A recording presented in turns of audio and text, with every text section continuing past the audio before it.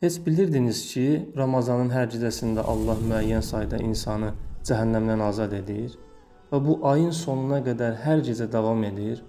Bəs bu nə deməkdir? Cəhənnəmdən qurtuluş nədir? Bu o deməkdir ki, insanın günahlarına görə cəzalanmalı olduğu halda Allah sonsuz mərhəməti sayəsində insanı bağışlayır və cənnət əhlindən edir. Möhtəşəm deyilmi? Bəs biz bu müjdəyə necə nail ola bilərik?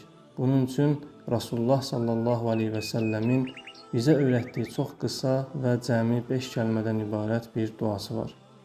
Rabbənə ə'tik riqabənə minən-nar. Ey Rəbbim, boynumu cəhənnəm atəşindən azad et. Bu duanı Ramazanın hər gecəsində etmək lazımdır. Hətta namaz qılanlar səzdədə belə deyə bilərlər. Hətta bunu da əlavə edə bilərik. Ey Rəbbim, adımın cənnət əhlinin siyahısında olmasını istəyirəm.